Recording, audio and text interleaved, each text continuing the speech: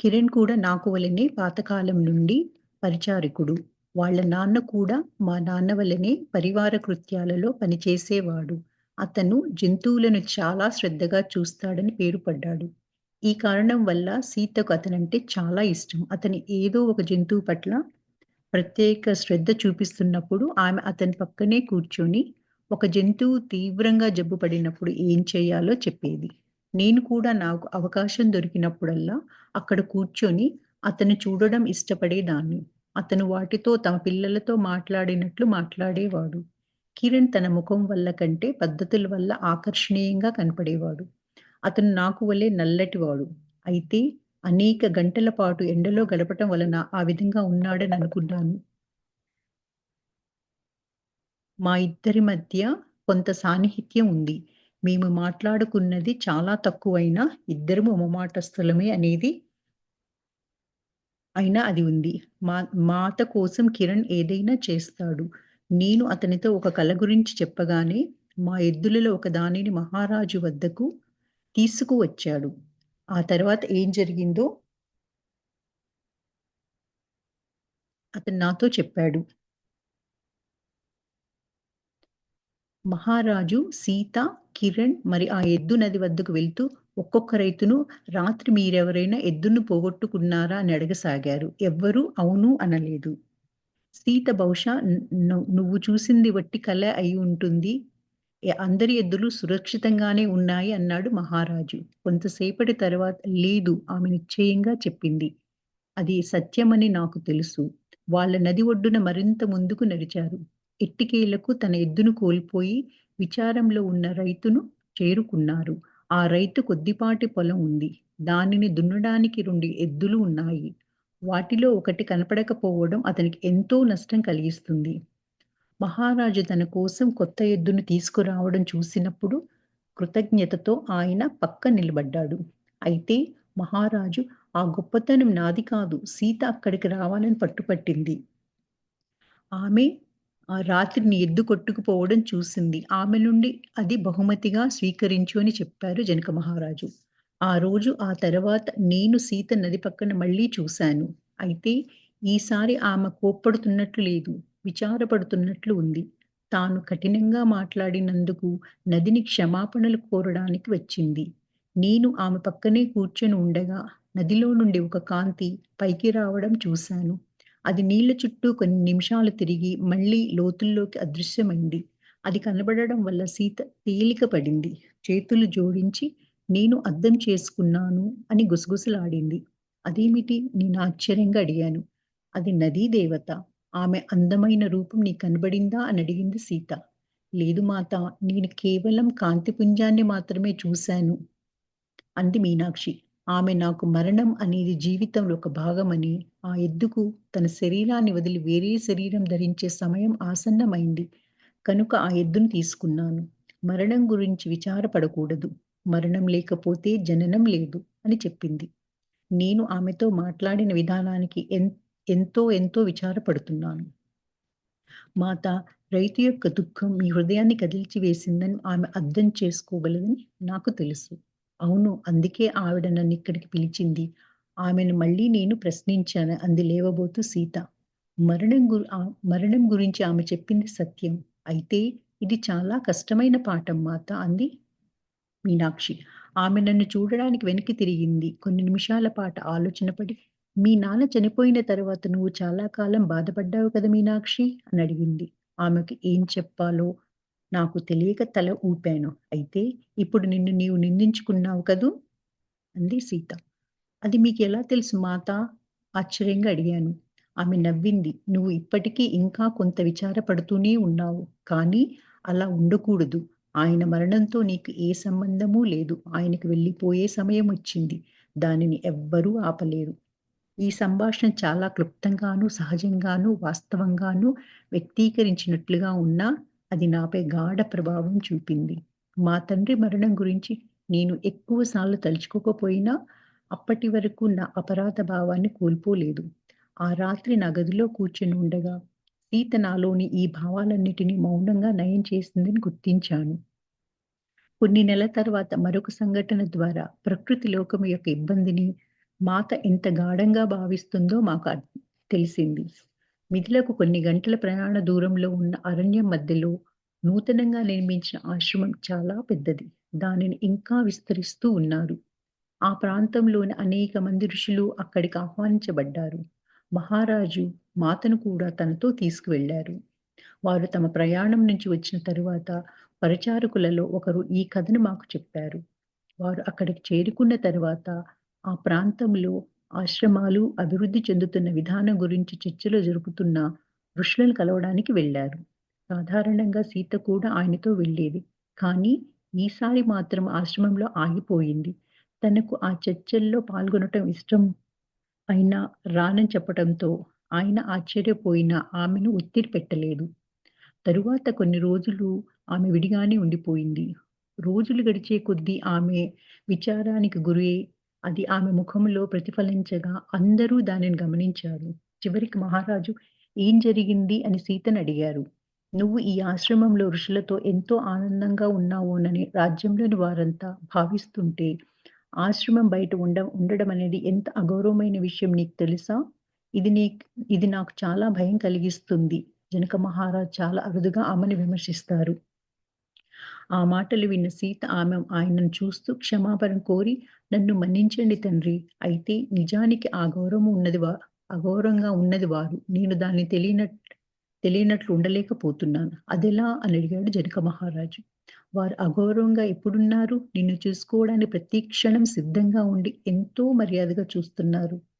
రండి" అని ఆమె ఆయన చేయి పట్టుకుని అడవిలోకి దారితీసి, అక్కడ నరికివేయబడిన చెట్లను, మిగిలిన మానులను చూపించి, వాళ్ళు కనీసం వాటి అనుమతిని తీసుకోలేదు. తాము కోరుకున్నదంతా తీసుకొని, కనీసం మిగిలిన జీవులపై దాని ప్రభావం ఎలా ఉంటుంది అన్న ఆలోచన కూడా చేయలేదు. "మీరు నాకు ఎప్పుడూ అరణ్యాల పట్ల గౌరవంతో మెలగాలి" అని బోధించారు. తప్పనిసరిగా అవసరమైన దానికంటే ఎక్కువ తీసుకోకూడదని చెప్పారు. తన కళ్ళెదుట కనిపిస్తున్న దానిని చూసి మహారాజు నిశ్చేష్టులైపోయారు. "సీత, నువ్వు చెప్పింది నిజమే. మనం దీనికి పరిష్కారం కనుక్కోవాలి" అన్నాడు జనక మహారాజు.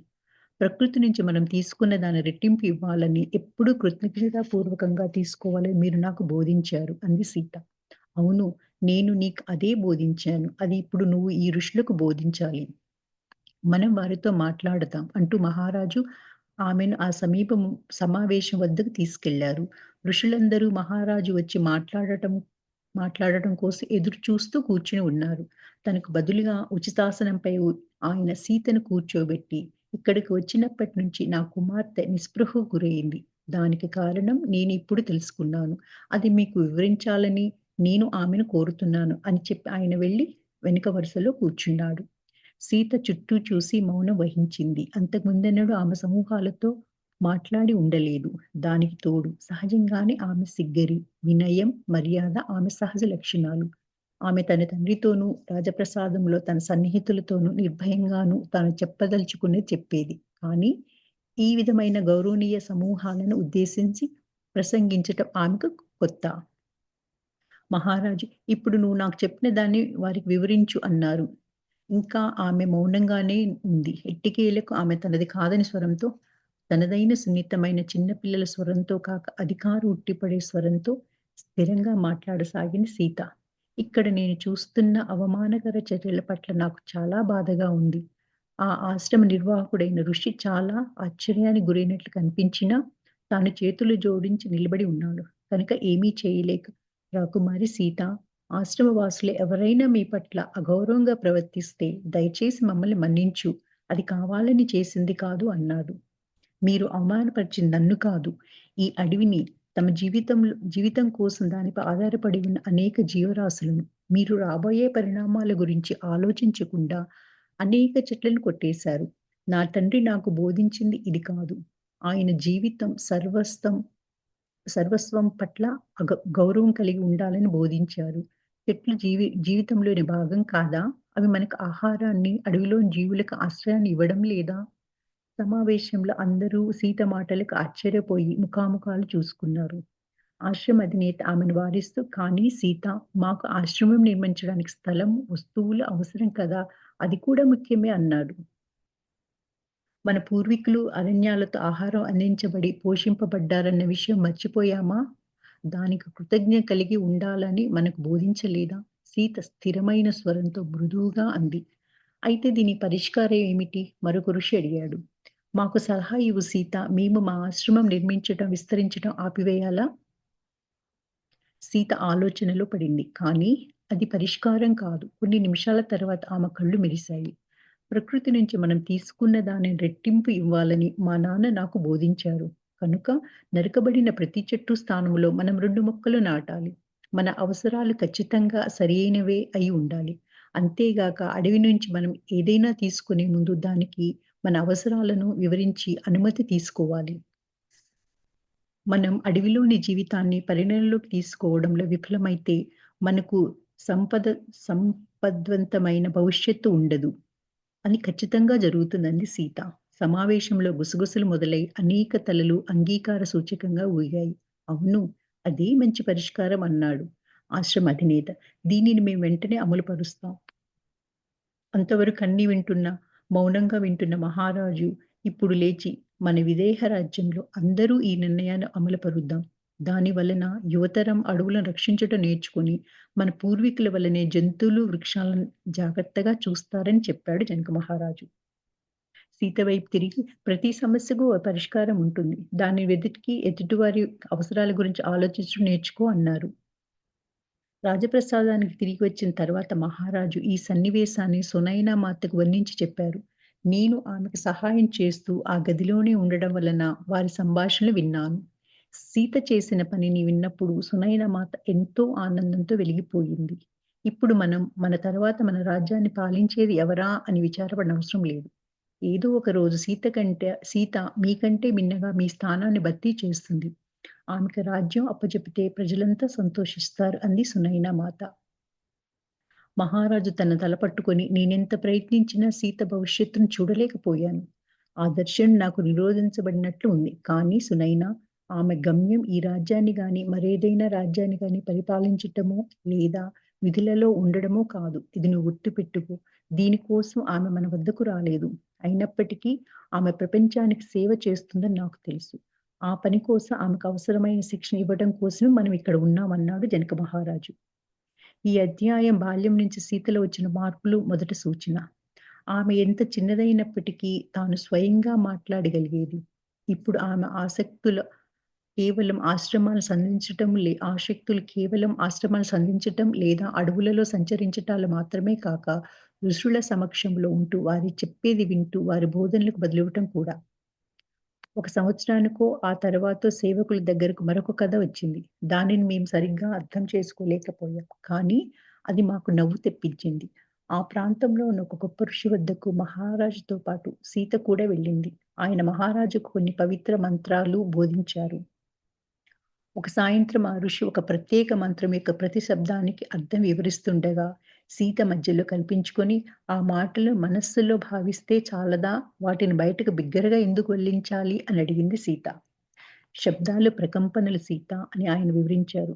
ఆ శబ్దాలు సరిగా ఉచ్చరించబడితే మిగిలిన ప్రకంపనలపై ప్రభావం చూపి బాహ్య ప్రపంచంలో మనం కోరుకున్న మార్పులు తెస్తాయి. ప్రతి శబ్దం విశ్వంలోని ఒకానొక ప్రత్యేక ప్రకంపనతో సృష్టి చేయబడి ఉంటుంది. ఉచ్చారణలో చిన్న పొరపాటు జరిగిన దాని ప్రభావం తీవ్రంగా ఉంటుందన్నాడు ఋషి. సీత కొన్ని నిమిషాల పాటు మౌనంగా ఉండి, ఆ తర్వాత, మరి ఆలోచనలు, సంకల్పనలు కూడా ప్రకంపనలు కాదా? ఆలోచనలకు సంకల్పాలకు కూడా పరిణామం ఉండదా అని అడిగింది. ఆయన వాటికి కూడా ఉంటుంది. అయితే సంకల్పాలు, ఆలోచనల కంటే శబ్దం ఎక్కువ శక్తివంతమైనది. అందుకే ఒక పరిణామం కోసం మంత్రజపాన్ని ఉపయోగిస్తారు. ఆ మంత్రాన్ని గురించి తలుచుకోవడం వల్ల అంతే ఫలితం ఉండదు. సీత ఒక్క నిమిషం పాటు ఆలోచించి, కానీ ఇది ఒకానొక వ్యక్తి యొక్క ఏకాగ్రత స్థాయిని బట్టి ఉండదా? మనస్సు అంత గాఢంగా కేంద్రీకరిస్తే ఆ ఆలోచనకు అంతే ఫలితం ఉండదా అంది. తలుపు దగ్గర నుంచి ఒక స్వరం, సీత చెప్పింది నిజం. ఆలోచనా శక్తి తక్కువది కాదని పలికింది. ప్రతి ఒక్కరూ ఈ చర్చలో కలగజేసుకున్నది ఎవరా అని తిరిగి చూశారు. తలుపు దగ్గర దయాపూరిత దృక్కులు కలిగిన ఒక మధ్య వయస్సురాలు నిలబడి ఉంది. ఆమె వెంట్రుకలు తలపైకి ముడివేయబడి ఉంది. చర్మం మృదువుగా ఉంది. కళ్ళు నల్లగా తీక్షణంగా కనిపిస్తున్నప్పటికీ కోమలత నిండి ఉంది.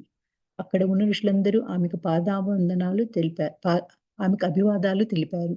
ఋషి గార్గికి స్వాగతం. దయచేసి లోనికి వచ్చి మాతో చేరండి గార్గి జనకుని రాజ్యంలో పేరు ప్రఖ్యాతులు గల గొప్ప ఋషి. వేదాంతాన్ని వేదాలను అభ్యసించింది. గార్గి గదిలోకి ప్రవేశించిన సీత ప్రక్కన కూర్చుంది. సీత మనం భౌతిక తలంలో నివసిస్తున్నాం. ఊర్ధ్వలోకాలలో కోరుకున్న వాటిని సంకల్పం ద్వారా ప్రత్యక్షీకరించుకోవచ్చు. ఇక్కడ భౌతిక ప్రపంచంలో గాఢ ప్రకంపన అవసరం. ఈ భౌతిక ప్రపంచం శబ్ద ప్రకంపనల ద్వారా, ఓం ప్రకంపన ద్వారా ప్రత్యక్షరీకరపడింది. ఈ జ్ఞానులు చెప్పింది సరియైనది. ఉచ్చారణే మూలం. సరియైన ప్రకంపనతో సమరేఖలో ఉండడం చాలా కష్టం. సంకల్పం శృతిలో లేకపోతే శబ్దం సరియైన సమరేఖలో ఉండదు. ఆలోచనలు శబ్దాన్ని నిర్దేశిస్తాయి. దానికి స్వచ్ఛమైన మనస్సు లేదా చాలా క్రమశిక్షణ కలిగిన మనస్సు అవసరం. అందుకే చాలా తక్కువ మంది మాత్రమే మంత్రశక్తిని కలిగి ఉంటారు. పూర్వం కాలంలో భూమికి ఉపయోగపడడం కోసమే మంత్రాలను ఉపయోగించేవారు. ఉదాహరణకు వర్షాలు రానప్పుడు వాటి కోసం ఆమె ఒక క్షణం ఆగి, సీత నువ్వేదో ప్రశ్నించాలనుకుంటున్నావు చెప్పు అంది గార్గి. సీత ఏమీ మాట్లాడలేదు. తాను అంతకుముందు విన్నదాని గురించి ఆలోచిస్తున్నట్లుగా కనపడింది. గార్గి పర్వాలేదు ఏదైనా సరే అడుగని నువ్వు తెలుసుకోవలసిన ముఖ్య విషయాలు. తర్వాత నీకు ఎంతో ఉపయోగపడతాయి అంది గార్గి. సీత అక్కడ చేరిన చిన్న సమూహం వైపు చూడడానికి తల తిప్పింది. వారిలో కొందరు ఆమెకు తెలిసిన వారు. ధ్యాన సాధనలో చాలా పురోగమించినవారు. నేను జన్మించటానికి ముందు విదేహ రాజ్యంలో చాలా కరువు ఉంది. అప్పుడు ఈ మంత్రాలు వర్షాన్ని ఎందుకు తెప్పించలేదు అని అడిగింది. వాళ్ళందరూ ఏమీ మాట్లాడకుండా పరస్పర ముఖాలు చూసుకున్నారు. సీత గార్గి వైపు తిరిగి మళ్ళీ ప్రజలు జంతువులు ఎందుకు తోడ్పడలేదు అని అడిగింది. గార్గి నెమ్మదైన స్వరంతో చాలా శక్తివంతమైన చైతన్యం మంత్రాలను ఎదుర్కొని వాటి ప్రభావం లేకుండా చేయగలదు. ఇది చాలా అరుదుగా సంభవిస్తుంది. అలా అప్పుడు సంభవించిన సీత అంది గార్గి. అటువంటి పనులు ఎవరు చేస్తారు? సీత ఆశ్చర్యంగా అడిగింది. ఆ శక్తి ఎవరికి ఉంటుంది? అక్కడ మళ్ళీ మౌనం రాజ్యమేలింది. ఆయన పేరు చెప్పడానికి ఎవరూ సాహసించలేదు. సీత ఒక్కొక్కళ్ళొకళ్ళ ముఖాన్ని చూసింది. చివరకు జనక మహారాజు కల్పించుకుని సీతతో ఆలస్యమైపోతుంది. బహుశా మనం వెళ్ళవలసిన సమయం దగ్గర పడుతుంది అన్నారు. తండ్రి, ఆ కష్టానికి కారణమైన వారు ఎవరో, ఎందుకో ఈ విధంగా చేశారో నాకు తెలియాలి అంది సీత. అతని పేరు రావణ నెమ్మదిగా గార్గి బదులు పలికింది. ఒకప్పుడు ఆయన చాలా గౌరవాదరాలు కల పండితుడు. అనేక శక్తులు సంపాదించాడు. అతని తల్లి శక్తివంతమైన రాక్షస స్త్రీ. తండ్రి గొప్ప వేద పండితుడు. అతను వారిలో ఏదో ఒక మార్గాన్ని అనుసరించి ఉండవచ్చు. కానీ అతను కోపం, గర్వం లోబరుచుకోవడంలో 3 లోకాలను జయించాడు. మంత్రాలను ఎదుర్కోగలిగిన అరుదైన వారిలో అతను ఒకడు. అతను భూమిలోని అనేక భాగాలను వశపరుచుకున్నాడు. అతను మారు రూపాలు ధరించగలడు. అయితే ఇప్పటి వరకు విదేహ వైపు చూడకపోవడంతో ఇక్కడ ఋషులు క్షేమంగా ఉన్నారన్నాడు జనక మహారాజు. సీత అయోమయానికి గురైంది. కానీ సంభాషణ ముగిసే సమయం వచ్చిందని సూచించడానికి గుర్తుగా తన తండ్రి లేచి నిలబడడం చూసింది. ఆమె ఆ ఋషులను నమస్కరించి ఆయనతో వెళ్ళింది. మరునాడు వారు ఆశ్రమాన్ని వదిలి వెళ్లారు. రాజప్రసాదానికి వెళ్లే వరకు సీత మౌనంగానే ఉంది. చివరి జనకుడు, నువ్వు విన్నదాని గురించి ఇబ్బంది పడకు. దాని గురించి ఇప్పుడు నువ్వు విచారపడనవసరం లేదని చెప్పాడు. తండ్రి, నేను విచారపడడం లేదు. అంత జ్ఞానం ఉండి శివుని భక్తుడై ఉన్న వ్యక్తి కూడా హాని ఎలా చేయగలడు అని సీత అర్థం చేసుకోవడానికి ప్రయత్నిస్తున్నాను అంతే అనింది. అతను తను పొందిన శక్తిని ఉపయోగించగల స్థాయిలో లేడు. సరికాని వ్యక్తుల చేతిలో ఉన్న శక్తి ఎంత హాని కలిగించగలదు. మాట మారుస్తాయని గార్గి ఋషి పట్ల నీకెంత ఆరాధనభావం కలిగిందో నేను చూశాను. నువ్వు ఆమె వద్ద విద్యను అభ్యసిస్తావా అని అడిగాడు జనక మహారాజు. చాలా ఇష్టంగా సీత నవ్వుతూ బదులు చెప్పింది. అయితే ఆ ఏర్పాటు చేస్తానన్నాడు జనక మహారాజు. కొన్ని సంవత్సరాల తర్వాత సీత నుంచి నేను గొప్ప ఆశీర్వచనాన్ని అందుకున్నాను. ఒకరోజు సీత సమీపంగా దాక్కుని ఉన్న కుందేళ్లు యువతలకు రాగా వాటితో ఆడుకుంటూ ఉండగా ఉష నేను చూస్తూ తోటలో కూర్చున్నాము. నేను మాత వంక చూస్తూ ఆమె ఇప్పుడు ఎంత అందంగా ఉంది. యుక్త వయస్సులో అడుగిడబోతుంది. ఆమె ఎప్పుడు ముద్దుగా, తెల్లగా, జీవకళతో మెరిసే కళతో ఉండేది. అయితే ఇప్పుడు ఆమె రూపం మారుతూ అసాధారణ సౌందర్యవతిగా తయారవుతుంది. ఆమె ఆ జంతువులతో ఆడుకుంటూ ఉండగా చంద్రుడు లేని ఆకాశం వంటి ఆమె పొడవైన ఒత్తైన వెంట్రుకలు ఛాతీ చుట్టూ పరుచుకొని, ఆమె హృదయానికి హత్తుకొని ఉన్న కుందేలు పిల్ల చుట్టూ ఆమె చేతిపై నుంచి అలలు అలలుగా కదిలాయి. ఆమె శరీరము పల్చగా మెరుస్తూ ఉండేది. ఆమె నడుస్తున్నప్పుడు నేలకు ఆమె పాదాలు అరుదుగా తగిలినట్లు ఉండేవి. పెద్ద ఆల్చిప్పల వంటి కళ్ళు నల్లదనంలో వెంట్రుకలతో పోటీపడే ఉల్లాసంతో మెరుస్తూ ఉండేవి. ఆమె యవ్వనంలోకి అడిగిడే కొద్దీ ఆమె కళ్ళు గాఢంగా అడుగులేని కొలనులాగా పెరిగి ఆమె చైతన్యంలోని ఉల్లాసంతో పాటు జ్ఞాన, వివేక ప్రశాంతతలను ప్రతిబింబిస్తూ మా అందరిపై వాటిని వర్షించేవి. ఆమె మీ వైపు చూస్తే మీ బాహ్య రూపం కంటే మించినది ఏదో చూస్తుందని మీకు తెలుస్తుంది. ఆమె మీ చైతన్యపు అంతర్స్థాయిని తదేకంగా చూసి ఏదైనా బాధను, నొప్పిని గాని గల కారణాన్ని తీసివేస్తుంది. అది ఆమె పద్ధతి. ఆమె బంగారు శరీరము తెలుపు వర్ణాల మిశ్రమంలా ఉంటుంది. ఆమె ముఖం పల్చగా ఉన్నప్పటికీ ఏ అపరిపక్వతలు, మచ్చలు లేకుండా సంపూర్ణత్వంతో ఉంటుంది. అంతకంటే అందమైన రూపాన్ని నేను ఊహించను కూడా లేను. నేను ఆమె అందాన్ని ఆరాధిస్తూ ఉండగా, మాత కుందేలును నేల మీద దించి నా వద్దకు వచ్చి పక్కనే కూర్చొని నిదానంగా, "మీనాక్షి, నిన్ను మీ నాన్న ప్రేమించలేదని నువ్వు అనుకోవద్దు. ఆయన నిన్ను ఎంతో గొప్పగా ప్రేమించాడు. ప్రేమ మాటలతోనే వ్యక్తీకరించనవసరం లేదు. చేతులతో కూడా చూపించవచ్చు" అంది సీత. నిశ్చేష్టురాలైన నేను ఆ మాటలతో ఈ లోకంలోకి వచ్చినా ఏం చెప్పాలో తెలియలేదు. ఆయన రాత్రులు నీ మంచంపై కూర్చొని నువ్వు నిద్రపోయేంతటి వరకు అలాగే చూస్తూ ఉండడం నీకు జ్ఞాపకం లేదా అని అడిగింది సీత. అది ప్రేమకు సంకేతం. అలాగే రాత్రిళ్ళు నిద్రించబోయే ముందు మా తండ్రి గారు ఆశీస్సుల కోసం నిన్ను కూడా తీసుకువచ్చేవారు. అది కూడా ఒక ప్రేమ చిహ్నమే. ఆవిడ ఆ సమయంలో నాతో పాటు ఉన్నట్లుగా ఆయన జాగ్రత్తగా చూసి, ఆ సంఘటన గురించి నేనేమీ పట్టించుకోకపోయినా తాను స్వయంగా చూసినట్లే చెప్పింది. నేను నా కళ్ళ నుండి కారే నీళ్లను ఆపలేకపోయాను. ఆమె మాట్లాడినప్పుడు ఆ దృశ్యాలు నా కళ్ళ ముందు కదలాడి, చాలా కాలం క్రింద అంచిపెట్టబడిన జ్ఞాపకాలు పైకి వచ్చేవి. నేను నా శరీరం ఎగిసిపడటాన్ని, బుగ్గల మీద కారే నీటిని దాచుకోవడానికి ఎంతో ఇబ్బంది పడేదాన్ని.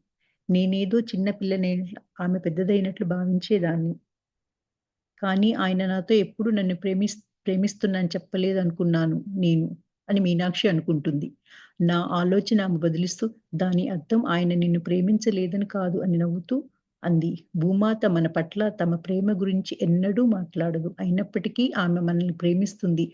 మనందరినీ, ప్రతి జీవిని, మొక్కను, రాయిని అన్నిటిని ప్రేమిస్తుంది. ఎందుకంటే అన్నీ ఆమె భాగంలో కనుక అంది సీత. భూమి మనల్ని ప్రేమిస్తుందా? ఆమె చేతులు మా కింద ఉన్న నేలను జాగ్రత్తగా చూసి నా స్వరం వణికింది. ఆమె తల ఊపింది.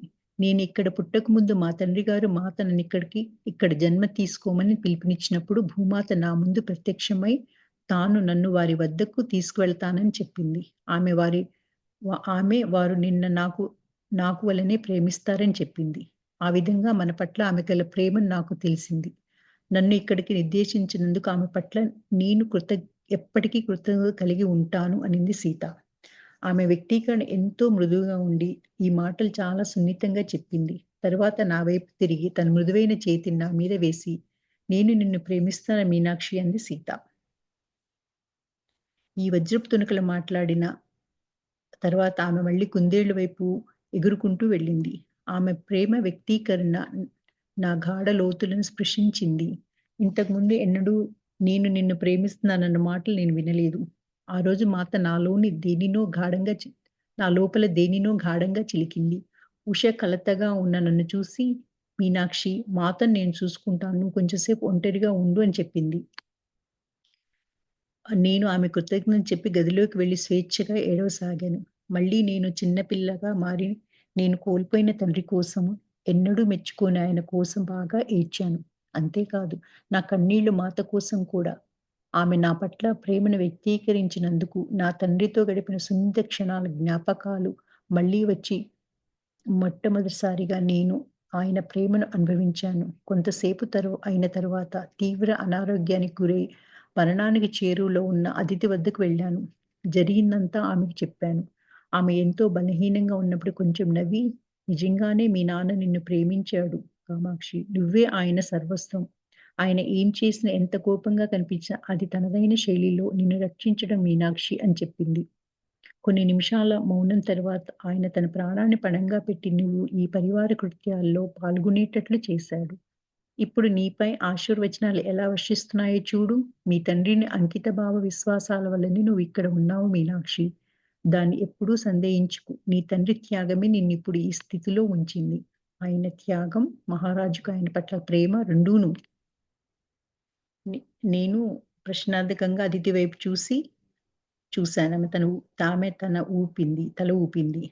అందుకే ఆయన నన్ను నది నుంచి రక్షించారు. నా తండ్రి పట్ల ఆయన గల ప్రేమ వల్లనే అని మీనాక్షి మెల్లగా అనుకున్నది. అది నీ పట్ల ప్రేమ వల్లనే మీనాక్షి. నా పట్ల నేను నమ్మలేనట్లు అన్నాను.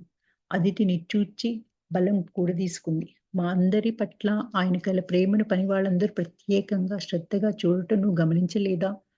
ఆయనకున్న అనేక బాధ్యతలతో పాటు మధ్య మధ్యలో నన్ను చూడడానికే వచ్చి నాకేమైనా అవసరం ఉండదేమో అని కనుక్కొని, నేను మరి కొంచెం సౌకర్యవంతంగా ఉండడానికి ఇంకేమైనా కావాలా అని అడిగేవారు. నేను ఒక సాధారణ పరిచారికను. ఆ విధమైన ప్రేమను అర్థం చేసుకోవడం నాకు మించినది. రాకుమారి సీతకు కూడా అవే లక్షణాలు ఉన్నాయి. నేను అనేక ఉద్వేగాలతో చుట్టుముట్టబడ్డాను. మళ్ళీ మాట్లాడగలిగినప్పుడు కానీ అదితి చాలా కాలంగా నా హృదయంలో పాతిపెట్టబడిన ఈ బాధ గురించి రాకుమారికి ఎలా తెలుసు? అని మీనాక్షి ప్రశ్నించింది. రాకుమారి గురించి మనం ఎప్పటికీ అర్థం చేసుకోలేమని విషయాలు ఎన్నో ఉన్నాయి. కాకపోతే ఒక విషయం నేను స్పష్టంగా చెప్పగలను. ఆమె ఈ ఇంటిలోకి మాత్రమే కాక మిథిల అంతటికి అంతకు ముందు లేని సంతోషాన్ని తెచ్చింది. మహారాజుకు మన పట్ల ప్రేమ ఉన్నా ఆయన వ్యక్తపరచడు. దానిని ఆమె తెలియజేస్తుంది. కొన్నిసార్లు నేను ఆమెయే స్వయంగా ప్రేమ అనుకుంటాను. అతిథి స్వరం పేలనంగా మారిపోయింది. నేను ఆమెను అలసటకు గురి చేశాను అని భావిస్తూ సెలవు తీసుకోబోయింది మీనాక్షి. కానీ వెనక్కి తిరిగి ఆమె చేయి పట్టుకున్నాను. అదితి, ఇన్ని సంవత్సరాలలోనూ నువ్వు నాకు ఎంతో ముఖ్యమైన దానివన్నాను. ఆమె నవ్వింది. నా కళ్ళ నీళ్ళతో నిండడం చూసి ఆమె, నా కోసం ఏడవకు మీనాక్షి. నీ కోసం కొత్త అధ్యాయం మొదలైంది. నేను నా ప్రయాణాన్ని కొనసాగించాలి. ఇది మా చివరి సంభాషణ అని నాకు తెలుసు. అందుకే నేను ఆమె పక్కనే నిలబడ్డాను. కానీ ఇక వెళ్ళే సమయం మించిపోతుంది అని ఆమె సూచించింది. నేను మనసులోనే ఆమెకు నా చివరి వీడ్కోలు చెప్పి నా చేతిలో నుంచి ఆమె చేతిని, నా గతంలో మరొక భాగాన్ని వదిలేశాను. ఆ రోజు నుంచి నేను ప్రేమించబడని బిడ్డగా నా హృదయం పొందిన గాయాలన్నీ మానిపోయాయి. ఇది జరిగిన కొన్ని సంవత్సరాలకు నేను మాత వలన హృదయపు గాయాలను మాన్పుకున్న అనేక మంది పరిచారకులు ఒకదానినని తెలుసుకున్నాను. మా ప్రియమైన మాత వల్లనే మా రాజ్యంలో ఏదో ఒక రూపంలో స్వస్థత సంభవించింది అని నేను ధైర్యంగా చెప్పగలను అనుకుంది మీనాక్షి.